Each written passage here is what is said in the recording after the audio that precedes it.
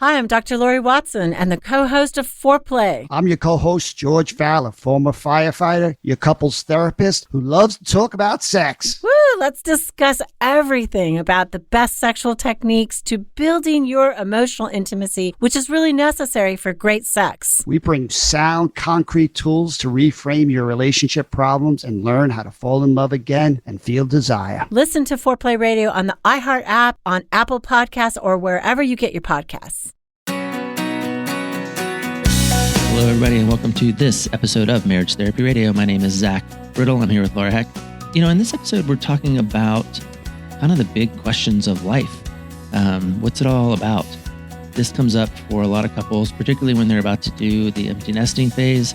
It's also just a condition of midlife, which has been on my mind a lot lately. Turns out it's been on Laura's too.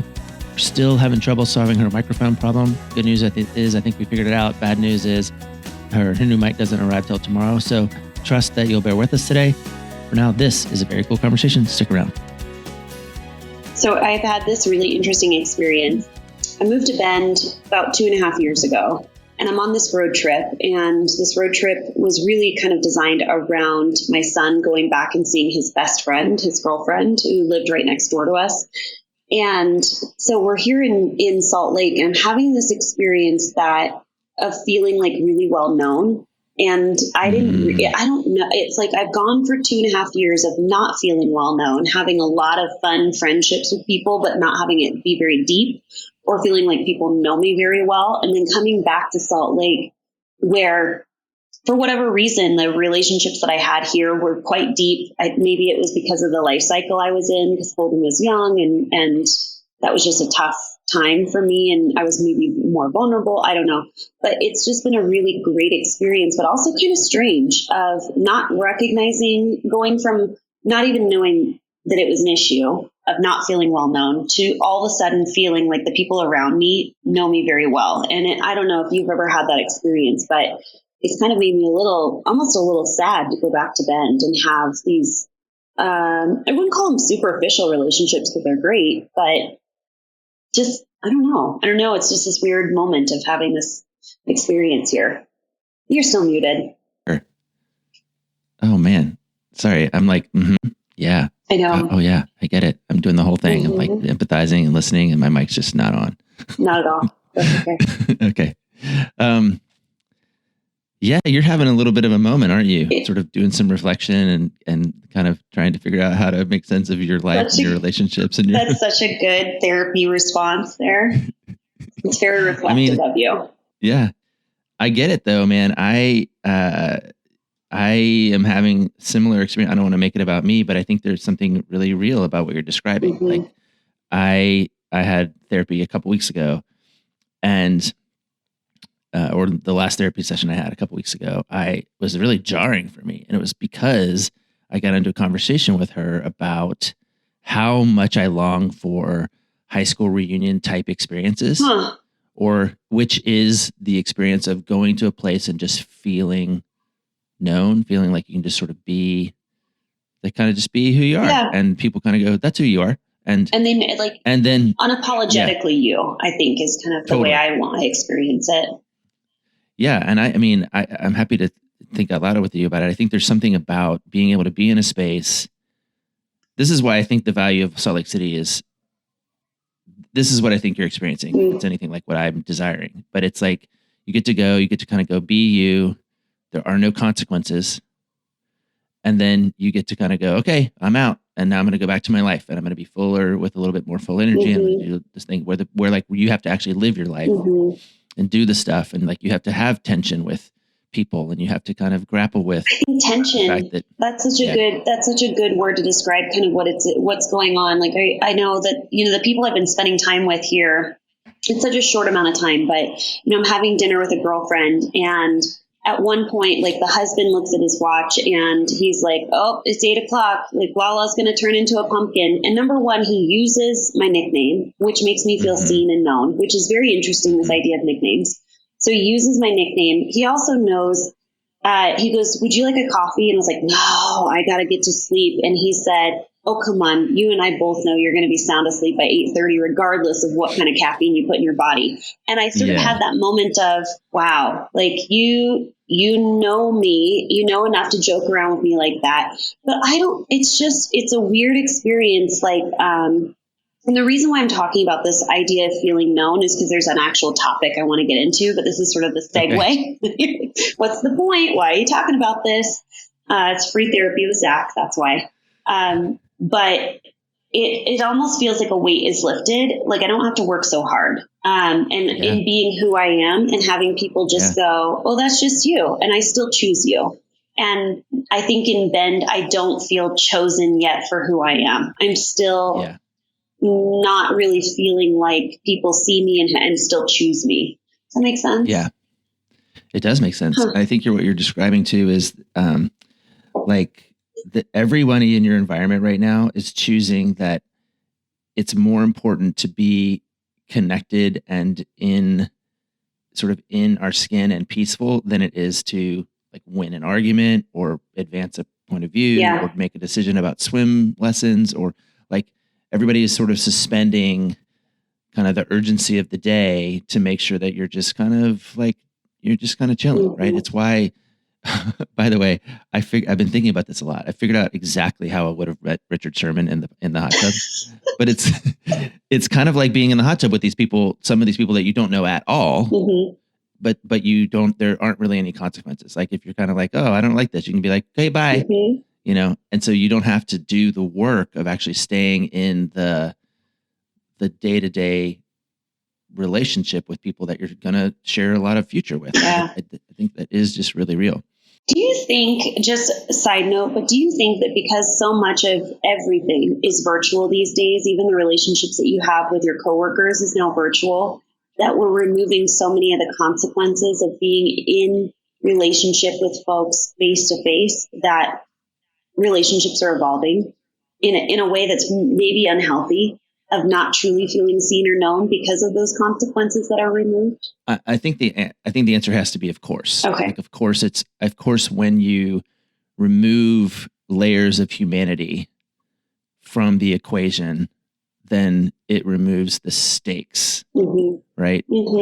I can write you off a lot faster with a text message. With a text message, or even just with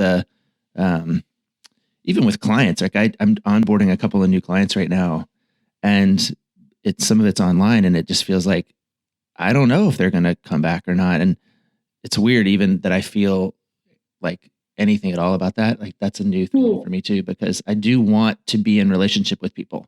And so yeah, I get it when you're kind of feeling that you're sort of in a groove. That could be really, really, really lovely. And I appreciate, I'm glad for that for you. I think I'm glad you're having that experience. Yeah. I think that just is more motivation. It's just information for me to recognize that I need to probably dig deeper and be more vulnerable and allow myself to be seen. And maybe just encourage that situation in Bend more, because I'm having that experience. Like I didn't realize it was as surface as it is until I realized the depth that I had here. Okay, let's transition to what I really want to talk about. Can I tell you how I would meet Richard Sherman in the hot tub? How would you meet him? This is what I would do. Okay. I've been thinking about this a lot because I can appreciate your tension. What would happen is a football would land in front of me and splash me. Yeah. And some girl would say, hey, can I have that football back? And I go, yeah, but I don't know how to throw this football. And she'll say, you have to put your fingers on the laces, right? Right? This is the entire conversation that I had with Sherman. And then I would say, how do you know? Right? 100%. And she would say, because I know about football or something. And I was like, no, you don't. She would say, she would say, my dad plays football or something. And I would say, your dad's no good at football. He's right there, by the way. He's right next to her. Okay. He can hear this conversation go down. Your dad's not any good at football. Yeah. You know who's really good at football? And then I would say something like Michael Crabtree, who Richard Sherman hates. Yeah. I'd be like, Michael Crabtree is really good at football. And then he would laugh. And she would look at me like I was stupid. Right. And then she's like, I have no idea who Crabtree is. And now he and I would be best friends. You think so? It would be just like that? Just like that. I think that you would probably be best friends if you were to be like, hey, little girl, that's a really sweet little swimsuit. No, that's going. That sounds creepy. Yeah, I know it. As I started to say it, I was like, this is not going the way I think it would go. All right. Anyway, I needed to get that off my chest. You know that Zach and I are huge fans of getting support, and that is why we have partnered with BetterHelp to put you in contact with licensed professional counselors in your area. Tap into the world's largest network of licensed, accredited, and experienced counselors who can help you with a range of issues, including depression, anxiety, trauma, grief, relationships, and more. With BetterHelp's counselors, you get the same professionalism and quality that you would expect from an in-office counselor, with the ability to communicate when and how you want, whether it be messaging, through the phone, or video conferencing. The matching process is quick but thorough. Look, I know that a lot of therapists are booked out and difficult to get into, but don't let that stop you from getting the support that you need.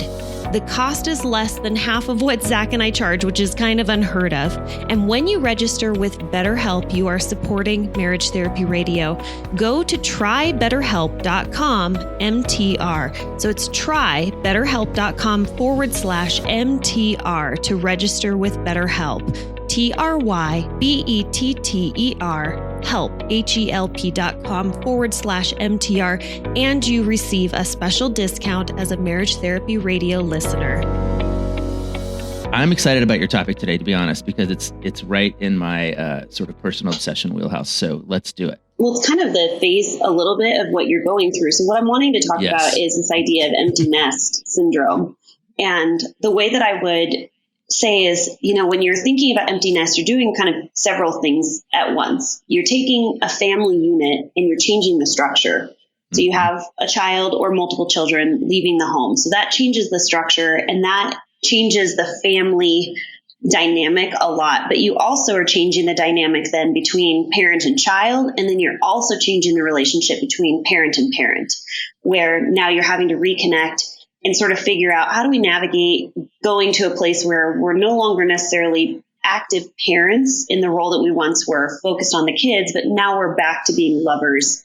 And the piece that I really want to focus on, because we're couples therapists, is that dynamic. And so I want to say, I recognize that there's a lot going on. You have a family structure, you have the structure between parent and child.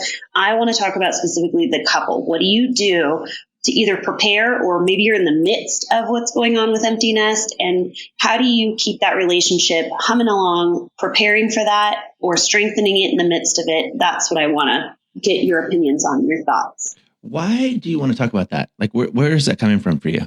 So it's coming from, I'm headed to Connecticut to actually do a workshop with the Young Presidents Organization. And I think that there's a lot going on because of that.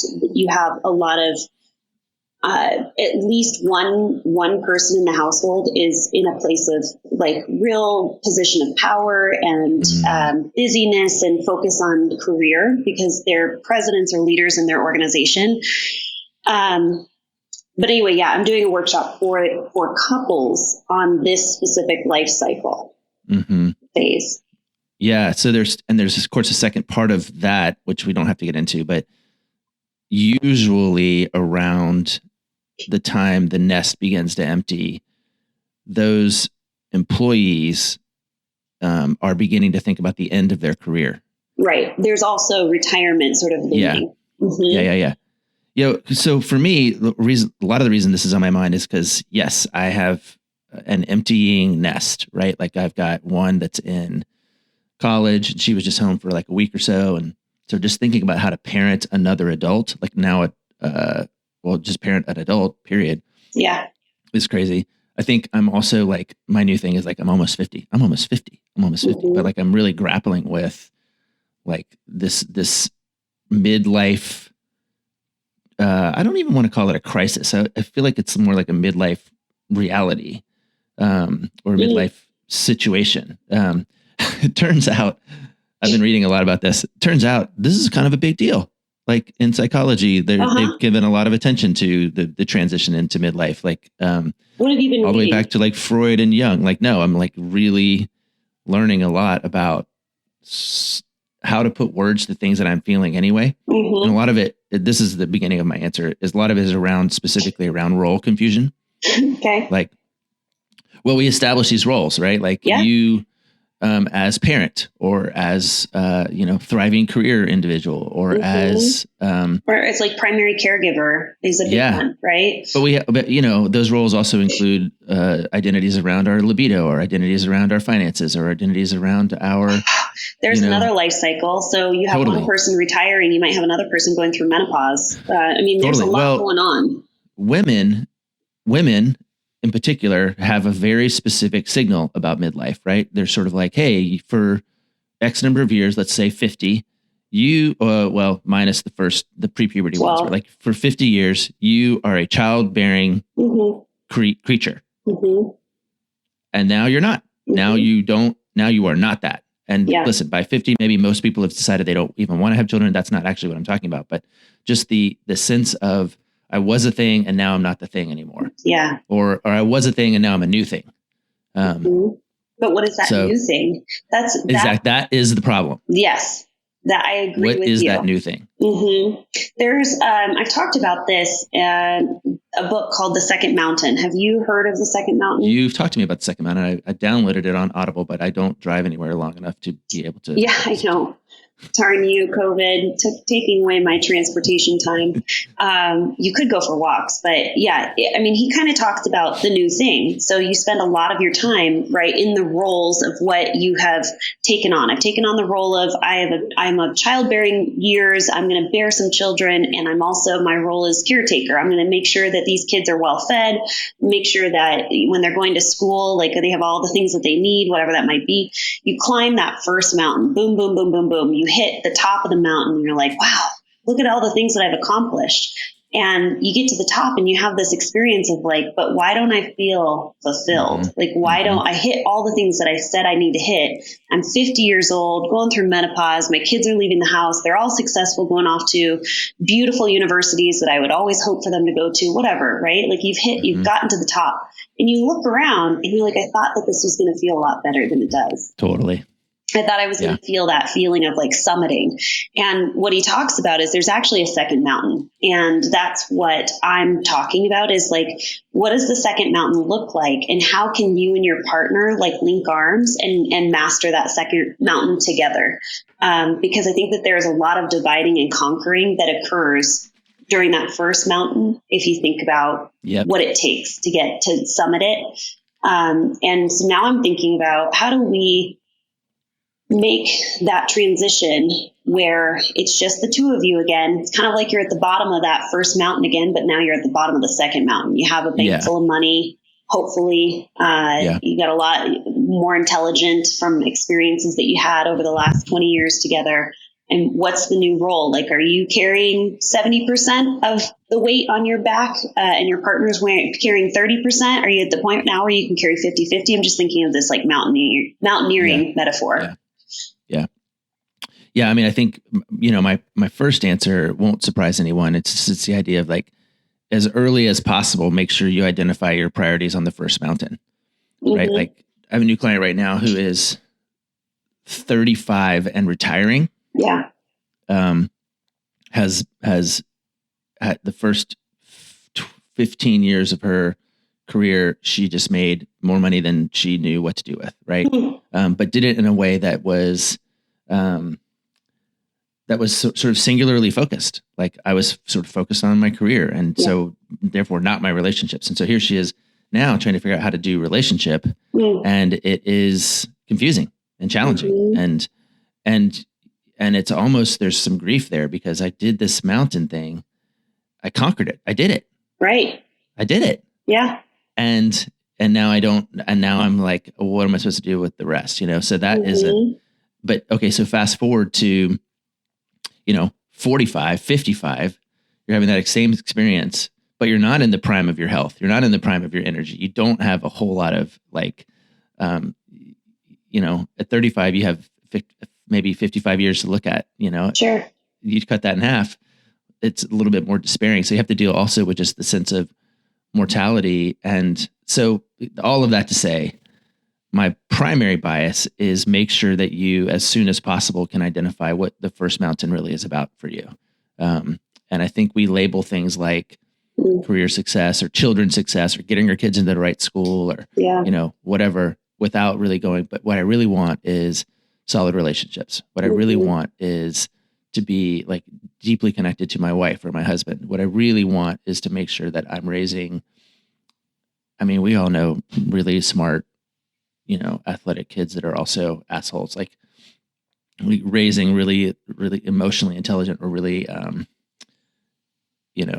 kids that I'm proud of their character instead of just their accomplishments. And that's easy. That's harder to do than it is to say, just because the world is telling us this is how you measure whether or not you did it, whether or not you did it. Yeah. The measure of success. And I think that, oftentimes we're chasing what we think we want with that first mountain, and we set up on our path, and without being intentional. This is why I think, Bill Doherty wrote The Intentional Family. And he's talking about how to be intentional in coming together, in creating sort of this structure. And if you're not intentional, life takes over and you're just kind of like plodding up this mountain, one foot in front of the other, not really looking at how will I know when I get to the top. And at some point you get to the top, your kids are gone, and new research is coming out. We all think like, okay, who is it most difficult? Like if I was to say like, who do you think empty nest syndrome is most difficult for in a family structure? Do you think it's most difficult for a mom, a dad, a kid? In sort of the traditional structure, I think it's probably most difficult for her, would be my guess. And in the 70s, in this like the standard stereotype vision that I have, 100%. That's where I would start. Right. And that, this whole like emptiness syndrome was kind of coined by sociologists in the 70s. And when you look at like what were family structures like in the 70s, you had more of a traditional role where women were not working. They were more in the home, and their sort of identity was around nurturing and growing these children. Yeah. And then you take that job away, meaning that you have these independent beings leaving the nest. And yes, so traditionally females' syndrome experience was for females experiencing this loss, this depression, this like angst. But what they're actually finding is that it's now, current day, it's actually more difficult for men. And the loss that they're experiencing is that there is a grieving process of, I wasn't as present as I wish I had been. I didn't, do the things for my children that I wish I had done. And there's this regret that a lot of men are experiencing. Yeah. And so the syndrome is actually more prevalent for men. And this whole grieving process, I think this is an important piece, is how do you as a couple manage a grieving process that looks different for both of you? Yeah. And it is a grieving process. And also you could be really excited that your children are leaving, right? Like finally I get to do the things I've always wanted to do. And I'm really sad and remorseful for the last 18 years that I wasn't present. Yeah. Grief is a funny thing. It's not a funny thing. It's really complicated. It can be. I think is that a stage in the grief process? Is humor? No. Maybe. I do think though, like there is a measure of grief that's required, and maybe that's part of the gift, right? Where you do kind of acknowledge and appreciate that maybe you didn't get it right the first time, but thank goodness there's a second mountain. And interestingly, like as I think about the implications for me, my kid is beginning to think about the first mountain. Right. So it's like, I can go, oh, maybe I should like really steward that a little bit differently. Maybe that's the way that I repent. But again, we don't want to talk about strictly how to be a parent in this space as much as how to be a partner. And I think this mountain climbing thing is interesting because I was just talking to a couple yesterday about this, and thinking about they were trying to accomplish a kind of conversation in their relationship. And they were thinking about, how do I make sure that we do this? And okay, hold on. How did this unfold for them? I said, I was listening to the conversation. I said, hey, as far as you know right now, the conversation that you're having, does it feel like you're collaborating or does it feel like you're competing? Specifically, they were talking about how to manage their different preferences around household stuff. Like how much should they do versus how much should they pay for, kind of whatever, right? Like, so I said, they weren't competing, but I wanted them to latch on to the idea that they were collaborating almost like this, which is I said, it's almost like you both have to say, hey, we had this job to do. And the job in this case was repair a sewer line and, take care of the roof or something. We had this job to do. And we both have this these boxes of supplies, right? And she's got a $500 bonus that she just got, and he's got some extra time, or he's got some tools that he received from his dad, and she's got some a good referral from his such and such, and he's got this desire to accomplish, and she has this desire to go on a three-day hike. And so all of those things were sort of in competition with each other as they thought about the sewer line and the roof, right? Like, Sure. What are we going to hire? What are we going to do out? And I was like, it's almost like, so this is my point. When you're approaching midlife, or when you're approaching, say, the empty nest, like, you can see it coming. It's not a surprise. It doesn't sneak up on you. It's almost like you have to have a regular check-in around what's in our box right now. Like, what is in our boxes in terms of what are we trying to accomplish? Because I've got all this money that I earned in my career, and you've got all this expertise around how to manage a house, and I've got all this other thing, and you've got this stuff, and you have a desire to go to Ireland, and I really want to make sure that I, run my marathon finally. And like, there's sort of all of this stuff in the box that we need to pull out and kind of look at. Yeah. Like almost like we're standing over top of it on the floor and go, look at all this stuff. Yeah. Okay. Well, maybe that will help us do, the first part where we pay for our kids' school, oh, well, look at that 529 plan I've been investing in, it's like, but that all has to be in collaboration, because I think the second we dig into the woe is me notion of our sort of identity crisis, it pits us against our partner, right? This is so helpful to hear you talk through this, because I am kind of thinking, like, you get to the top of the mountain and you look at each other, and like, one of you's been just working your ass off, right? Like, you put it all on your back, and you've been just trying to, like, your goal the whole time was to get to the top of the mountain. And your partner's goal the whole time was, I want to smell the flowers. I want to take some really cool pictures on the way up, just taking it easy. When you get to the top of the mountain, he has no reserve left in him. And she's just like, man, what's next? I'm so pumped. Like, let's not bunk down here. Let's keep going. And I think it's really helpful to recognize how different each of you could potentially be when you get to that mountain. And like you said, it's not a competition. It's in collaboration. Like, get curious. So, I think we talk about like love mapping, like get in the habit of talking to each other about how it just is. Don't judge it. Just open up your boxes, pull everything out, and like get organized. Like, figure out what you got in your boxes or in your backpacks or whatever metaphor you use. Yeah, no, I think the crisis comes from a lack of readiness to move on, right? Like, here I am, I'm making this transition. Okay. I'm not ready. So what am I going to do? I'm going to buy a convertible, or I'm going to have an affair, or I'm going to move to, like, I'm going to go on a walkabout in Australia. Like, I'm not ready. I want to just still feel like I'm, and so part of this box metaphor is really about kind of just getting ready and making sure that what's sort of in the like what your options are. And some of that might be grief. Totally.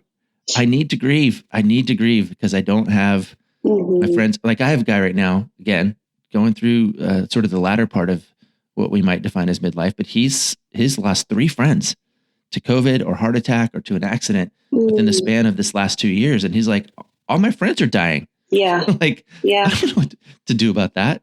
It's definitely a challenge. Of course, it's a challenge too when you have this really, really strong sense of purpose. I'm really clear about my purpose. My purpose is to raise these children, right, or make this money. But strong sense of purpose, and then it gets removed. Yeah, I've sort of, what am I going to do with all this money? But I think, like, if you strip it away, like, you had a strong sense of purpose that was informed by values that you had. Like, maybe your value is, I'm here to put individuals in this world that are going to leave this world better than how it, began 20 years ago. And so if you strip it away, it's like, well, that's what you've chosen to do, is to raise these kids with this value system. But how do you get more granular, go back to square one and say, well, what was the value? The value is, I want to like really make this world a better place. There's a million ways that you can go about doing it. And you've just chosen to make this world a better place by raising really beautiful humans that can go and do forth better, Yeah. So I think, also identifying, getting back down to your values. Like, what do you truly value? And you have been purposeful in activating those values in a very specific way for the last 20 years. But now that action item has been removed, whether it be like you're starting to retire, and so you don't have that action item in the workplace, or you don't have that action item with your children, what are the values and how can you activate those values in a different way? I think that would be really helpful. Yeah. And I think to me, that comes down, like I was thinking about your question was just, what do you do? And I think it's anything, something, right? When your responsibilities are relaxed and you start to have less sort of boundaries on the outside, it's easy to feel untethered and lost. And so you need to add something. Is that now that you're going to learn something new, or you're going to volunteer somewhere, or you're going to decide that rather than go on vacation once a year, you're going to go on vacation 4 times a year, even if that vacation is just a few days to learn a new space. Are we going to learn a new language? Are we going to, watch the 100 best movies of all time? I think there's just something about saying, this is what I think we get when we don't have ways to mark and measure time. Right. It's really easy to feel lost and totally disoriented.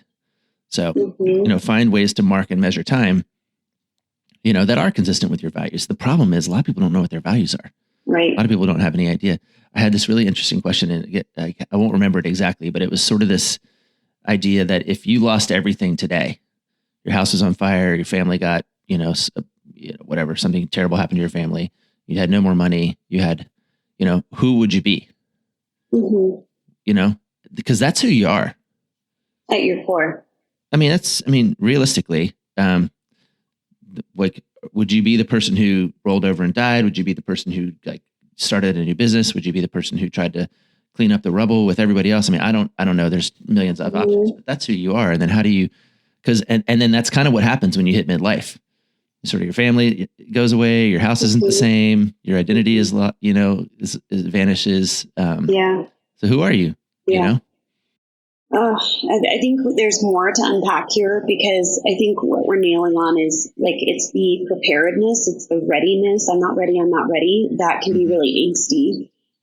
It's the identification of your values and getting back to it. It's the collaboration of two people that are in two totally different spaces in their life. It's the grief that you need to endure and continue to go through, of loss of identity or loss of purpose or loss of relationship. What do you do with all of that? There's still, I think, a lot more to unpack, but we're kind of scratching the surface. It's a big deal. It turns out it is a big deal. It turns out people have been writing about this for centuries. It's actually, it's the riddle of the Sphinx. Do you know the riddle of the Sphinx? No. The riddle of the Sphinx, it's the classic sort of mythological riddle, is what walks on 4 legs in the morning, 2 legs in the afternoon, and 3 legs in the evening. The riddle of the Sphinx is about the transition to midlife. Right. Because it's a human, right? It's man. They're crawling in the morning, they're walking on 2 legs in the afternoon, and they have add a cane in the evening. But this is a big deal. And I think it's worth paying attention to. And as I am almost 50, it is on my mind quite a bit. Yeah. Not so much the empty nest part, but as definitely the, who am I right now? What, and who am I going to be? Because this is a weird part of life. Yeah. I've been having a lot of conversations with folks. My friends are all kind of killing it, and just, we're in our late 30s, early 40s, and talking to them, I'm like, what's going on? How are you doing? And the response I keep getting from them is, when it comes to work, is autopilot, do less. Do less. I'm unmotivated. What's the next thing? I'm kind of hit the part where I'm crushing it and it doesn't take much effort, and I'm bored, and I'm not going to hustle anymore, basically. And I'm like, okay, so this is why people hire recent college grads, because they hustle, they're hard workers. And then you have your late 30s, early 40s folks that are just like, oh, look, I did it. I got to the point where I can just sort of put it on autopilot. But that's weird. Weird. People are uncomfortable with desire and hope. It's weird to get to a part where you go, I can do whatever I want. I don't have to do anything. Right. And listen, I know that there are people who are struggling and have to hustle their whole lives. I get it. I don't mean to dismiss that by any means. But it is a weird thing for people to get to a part where they can start to talk about what they want to do versus what they have to do. And because we don't have a very healthy relationship with desire, I think, and hope, which I guess maybe is a whole nother can of worms. But so maybe a good place to start out with is, like you said, you strip it all away and you just say, what do you want? What do you want? What do you desire? Yeah. What would bring you joy? And I think also too, like just what brings you purpose. I was at the zoo. This is okay. I know we want to land this, but we just keep kind of moving into another. I was at the zoo and I said to my son, don't these animals look bored? Don't they look kind of sad? And I just said to him, they're in these boxes and they're way too small. And this is a beautiful, beautiful zoo. And it's about as good as it gets. And I said, I think they need a purpose. I think that would bring them joy. Like they need a job. And so every hour, a different exhibit would have animals doing tricks. And he said, why do they teach these animals to do tricks? And I said, because they need purpose. They need to be busy. They need to activate their brains and like keep those active because they're not out trying to catch their prey and do all of those things that they normally would do. Mm-hmm. And it just was one of those things where I'm like, man, that's what brings us joy. It's like we are purpose-filled people. Did you ever read The Purpose-Driven Life? Back in the day when it came out 20 years ago. Is that the Jesus-y book? Yeah, it's Jesus-y. I read about maybe 14 pages of that book and I was like, nope. I'm going to have him on the podcast. I'm going to talk to him. Just kidding. But I think we do need purpose. I think that's the whole point, is that you have to have the drive and the motivation to climb that second mountain and having that purpose. Right on. You want to land this? Sure. Yeah, that was a good talk, Laura. Thank you so much. Oh, you're so welcome. Coming to you live from Salt Lake City, Utah. On vacation. You've been on vacation for like 9 episodes in a row. People are going to be like, what is she complaining about? I know, right? Problem. I think Laura has no purpose in her life. We'll give you purpose, Laura. Oh man, it's true. I have been on vacation a lot lately. It's not vacation when your kid's on spring break and your husband's working. That's called parenting, and that's no vacation. Gotcha. Yeah. All right, let's land it. All right. Thanks so much for listening to this episode of Marriage Therapy Radio, coming to you live from Salt Lake City, Utah, and Seattle, Washington. I did want to remind you that if this is like a life stage that you are going through and you're going, I'm not ready, it might be helpful to just talk this through and go through the grieving process if that's what you need to go through, or identify your values or find your identity and your purpose, whatever that might be. If it's helpful to do that with another person, a therapist, a counselor in your area, we highly recommend partnering with BetterHelp. So if you go to trybetterhelp.com/MTR, you get a discount. And that's how you can access a therapist in your area. And you can communicate with them however you want, via text, email, phone call, video chat, access to therapists in your area. Thanks so much for all of your time and your attention, making your relationship better today than it was yesterday.